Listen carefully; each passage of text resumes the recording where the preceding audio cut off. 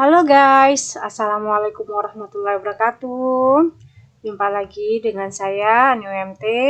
Pada kesempatan ini saya akan membahas tentang anatomi fisiologi sistem hematologi. Jika video ini bermanfaat bagi teman-teman, jangan lupa berikan like, subscribe, and share-nya ya, supaya video ini lebih berkembang lagi dan bermanfaat untuk yang lainnya. Oke, terima kasih. Kita langsung saja membahas tentang pengertian hematologi. Hematologi adalah ilmu yang mempelajari tentang darah serta jaringan yang membentuk darah. Darah merupakan bagian dari tubuh yang jumlahnya 8% dari berat badan total. Darah berbentuk cairan yang berwarna merah dan agak kental. Darah merupakan bagian penting dari sistem transport karena darah mengalir ke seluruh tubuh kita dan berhubungan langsung dengan sel-sel tubuh kita. Warna merah ini kadang tidak tetap tergantung pada banyaknya oksigen dan karbodioksida di dalamnya. Adanya oksigen dalam darah diambil dengan jalan bernafas, dan zat ini sangat berguna pada peristiwa pembakaran atau metabolisme di dalam tubuh. Karakteristik fisik darah di sini meliputi pertama, psikositas atau kekentalan darah itu 4,5 sampai 55. Temperaturnya 38 derajat Celcius, sementara pH-nya 7,37 sampai 7,45.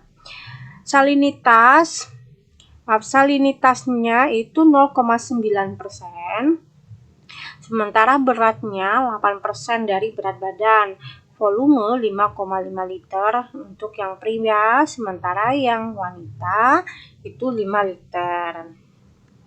Nah, untuk komponen utama darah selamanya itu beredar di dalam tubuh oleh karena adanya atau pompa dari jantung ya, dari pompa jantung.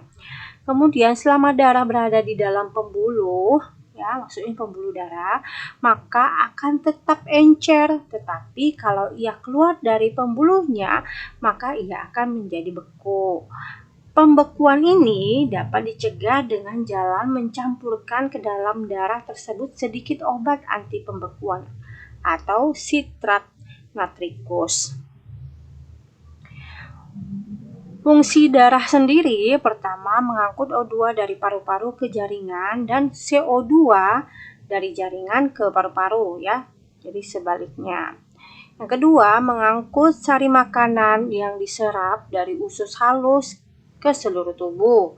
Yang ketiga, mengangkut sisa metabolisme menjadi alat ekskresi. Yang keempat, berhubungan dengan kekebalan tubuh karena di dalamnya terkandung leukosit, antibodi, dan substansi protektif lainnya. Yang kelima, mengangkut ekskresi hormon dari organ satu ke organ lainnya. Keenam, mengatur keseimbangan air dalam tubuh. Yang tujuh, mengatur suhu tubuh. Kedelapan, mengatur keseimbangan tekanan osmotik. 9, mengatur keseimbangan asam basa tubuh. Dan yang ke-10, mengatur keseimbangan ion-ion di dalam tubuh. Tempat pembentukan sel darah, pertama, pembentukan sel darah hemopoiesis itu terjadi pada awal masa embrional, sebagian besar pada hati dan sebagian kecil pada limfa. Kedua, dari kehidupan fetus hingga bayi dilahirkan, pembentukan sel darah berlangsung dalam 3 tahap. Pertama, pembentukan di saccus vitellinus. Yang kedua, pembentukan di hati, kelenjar limfa, dan limpa. Yang ketiga, pembentukan di sumsum tulang. Kemudian tempat pembentukan sel darah yang lain itu, yang berikutnya adalah pembentukan sel darah mulai terjadi pada sumsum tulang setelah seminggu ke-20 masa embrionik. Yang berikutnya, dengan bertambahnya usia janin, produksi sel darah semakin banyak terjadi pada sumsum tulang dan peranan hati di limfa semakin berkurang. Yang berikutnya, sesudah lahir, semua sel darah dibuat pada sumsum tulang kecuali limfosit yang juga dibentuk di kelenjar limfe, timus, dan lien. Selanjutnya, pada orang dewasa, pembentukan sel darah di luar sumsum tulang ekstramedulari hemopoiesis masih dapat terjadi bila sumsum tulang mengalami kerusakan atau mengalami fibrosis. Yang ketujuh, sampai dengan usia 5 tahun, pada dasarnya semua tulang dapat menjadi tempat pembentukan sel darah, tetapi sumsum tulang dari tulang panjang kecuali bagian proksimal humerus dan tibia tidak lagi membentuk sel darah setelah usia mencapai 20 tahun. Yang ke-8, setelah usia 20 tahun, sel darah diproduksi terutama pada tulang belakang, sternum, tulang iga, dan ilium. 75% sel pada sumsum tulang menghasilkan sel darah putih atau leukosit dan hanya 25% menghasilkan eritrosit. Jumlah eritrosit dalam sirkulasi 500 kali lebih banyak dari leukosit. Hal ini disebabkan karena usia leukosit dalam sirkulasi lebih pendek, hanya beberapa hari, sedangkan eritrosit hanya 120 hari. Sementara untuk komposisi darah, yang pertama, plasma darah itu sebanyak 55% dari total darah. Sementara yang sel-sel darah itu sebanyak 45%. Nah, sel-sel darah ini terdiri dari sel darah merah, sel darah putih, keping-kepingan darah. Ya, sel darah merah atau eritrosit itu sebanyak 45%. Ya, untuk leukosit dan trombosit itu kurang dari 1%. Nah, ini ya anatominya, ini arteri atau pembuluh ya. Kemudian ini adalah sel darah putih ya. Kemudian ini plateletnya, trombositnya, ini sel darah merahnya. Sel darah merah atau eritrosit berbentuk bikonkav, bagian tengah menggepeng ya. Ini seperti ini, seperti mangkuk ya. Diameter garis tengah 8 mikron ya, yang ini 8 mikron. Kemudian tepi luar tebalnya 2 mikron. Ini tebalnya ini 2 mikron dan bagian tengah tepalnya ya, ini tebalnya maksudnya 1 mikron. Ini. Nah, bikonkav memungkinkan gerakan O2 masuk dan keluar sel secara cepat dengan jarak yang pendek antara membran dengan bagian dalam sel. Yang ini ya, konkav itu ya, sehingga oksigen itu bisa masuk ya ke dalam konkav dan keluar sel secara cepat dengan jarak yang pendek. Nah, warnanya merah kekuningan karena mengandung hemoglobin. Ya, ini merah kekuningan karena mengandung hemoglobin. Jumlah total eritrosit itu 5 juta sel per mili darah ya, atau 5 juta per milimeter kubik. Sementara yang hemoglobin ini terdiri dari hem dan globin. Hem gabungan protoporfirin dengan besi, sementara globin bagian protein yang terdiri atas 2 rantai alfa dan 2 rantai beta. Ya, ini beta, 2 alfanya. Ya, ini adalah globin. Terdapat 300 molekul Hb dalam setiap sel darah merah. Berfungsi untuk mengikat oksigen, juga menyerap CO2 dan ion hidrogen untuk melepaskan paru. Ya, ini ya, ion hidrogen untuk melepaskan paru. Yang ini adalah hem grupnya. Ya. Kemudian oksihemoglobin merupakan hemoglobin yang berikatan dengan O2. Pembentukan sel darah merah eritropoiesis pada orang dewasa terutama terjadi di sumsum tulang. Pada produksi eritrosit, sumsum tulang memerlukan besi, vitamin B12, asam folat, piridoksin atau B6, kobal, asam amino, dan tembaga. Eritrosit hidup lebih dari 120 hari. Setelah itu eritrosit akan hancur dengan sendirinya. Normal Hb wanita 11,5 mili persen dan laki-laki 13, miligram persen. Penghancuran sel darah merah di sini dapat terjadi karena proses penuaan dan proses patologis atau hemolisis. Proses penghancuran mengakibatkan terurainya komponen Hb menjadi pertama, komponen protein yaitu globin akan dikembalikan penyimpanannya atau pool protein dan dapat digunakan kembali. Yang kedua, komponen heme akan dipecah menjadi dua, yaitu besi akan disimpan dan digunakan kembali. Kemudian yang bilirubin akan diekstraksikan melalui urin dan feses melalui proses di hati. Kemudian penguraian hemoglobin, hemoglobin itu dibagi dengan hem, globin, hem besi atau Fe disimpan dan digunakan kembali.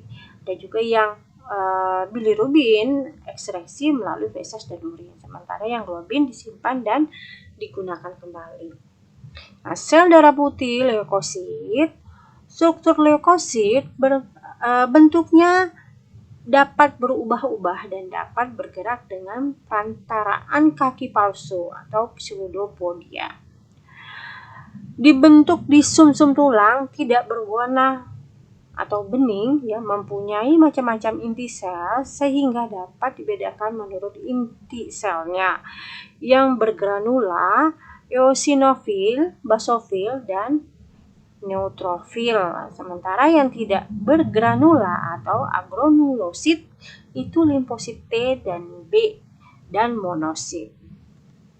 Nah, ini fungsi sel darah merah itu sebagian pertahanan tubuh Sel darah putih sebagai pertahanan tubuh. Nah, ini yang bergranula eosinofil, neutrofil dan basofil. Sementara yang agranulosit itu monosit dan limfosit. Nah, ini namanya bentuk-bentuknya lebih jelas lagi. Neutrofil, eosinofil, basofil, makrofag atau monosit sel dendritik, limfosit sel B, limfosit sel T, limfosit natural killer atau kita singkat dengan NK. Jumlah sel darah putih pada orang dewasa, jumlah leukosit total 7 juta sel per mili darah 7.000 ml3 yang terbagi sebagai berikut. Pertama, neutrofil 60-70%, eosinofil 1-4%, basofil 0,25-0,5%, limfosit 25-33%, sementara monosit 2-6%. Untuk trombosit berbentuk cakram bulat, oval, konveks, tidak berinti dan hidup sekitar 10 hari. Jumlah trombosit itu 250 juta per mili darah atau 250.000 per milimeter kubik. 30-40% trombosit total disimpan di limfa dan sisanya bersirkulasi dalam darah. Fungsi trombosit berperan dalam pembentukan bekuan darah. Trombosit dalam keadaan normal bersirkulasi ke seluruh tubuh melalui aliran darah, namun dalam beberapa detik setelah kerusakan suatu pembuluh darah, trombosit akan tertarik ke daerah tersebut. Trombosit akan menjadi lengket dan mengumpal bersama membentuk sumbat trombosit atau platelet yang akan menambal daerah yang luka. Sementara untuk plasma darah adalah bagian darah yang encer tanpa sel-sel darah. Warnanya bening kekuningan, hampir 90% dari plasma terdiri atas air. Plasma diperoleh dengan memutar sel darah. Plasma diberikan secara intravena, yaitu mengembalikan volume darah, kemudian menyediakan substansi yang hilang dari darah klien. Ini pembekuan darah atau clotting ya. Ini gambarannya ya, ketika ada luka, kemudian ya ada gesekan ya, permukaan luka yang kasar dengan darah, maka enzim tromboplastin segera bergabung dengan kalsium dan trombopin di plasma darah. Nah, ini ada benang-benang fibrin menutup luka ya. Terbentuklah jalinan benang-benang fibrin yang dihasilkan membentuk lapisan pelindung yang akhirnya mengeras. Nah, ini adalah lapisan tanduk. Lapisan sel-sel paling atas akhirnya mati, menumpuk sehingga membentuk keropeng. Di bawah keropeng ini atau lapisan pelindung, sel-sel baru sedang terbentuk. Nah, di sini ada zat-zat yang terdapat dalam plasma, itu fibrinogen, garam-garam mineral, kalsium, natrium, kalium, dan lain-lain, protein darah, albumin, globulin, zat makanan yaitu asam amino, glukosa, lemak, mineral, dan vitamin. Kemudian hormon, antibodi. Nah, untuk sumsum tulang sebagai mesin pembentuk sel darah pada orang dewasa normal menghasilkan dan melepaskan kurang lebih 2,5 juta sel darah merah, 2,5 juta trombosit, dan 1 juta granulosit per kilogram berat badan. Semua sel darah yang beredar di dalam tubuh berasal dari satu sel induk yang pluripotent atau pluripotent stem cell. Proliferasi, diferensiasi, dan maturasi. Sel induk hemopoiesis akan mampu menjadi sel darah apa saja setelah melalui diferensiasi menjadi sel progenitor atau bakal sel darah merah, bakal sel leukosit, granulosit, dan non-granulosit, serta bakal sel trombosit. Untuk fungsi limpa, pembentukan eritrosit hanya pada janin, destruksi sel eritrosit tua, penyimpanan zat besi dari sel-sel yang dihancurkan, produksi bilirubin, pembentukan limfosit, pembentukan imunoglobulin, kemudian pembentukan partikel asing dari darah. Untuk hematopoiesis pada orang dewasa dalam kondisi fisiologis, semua hematopoiesis terjadi pada sumsum tulang. Dalam keadaan patologis, hematopoiesis terjadi di luar sumsum tulang, terutama di limfa, yang disebut hematopoiesis ekstramedular. Nah, di sini kita sampai ke pre dan post test ya. Silahkan teman-teman kerjakan secara mandiri atau individu.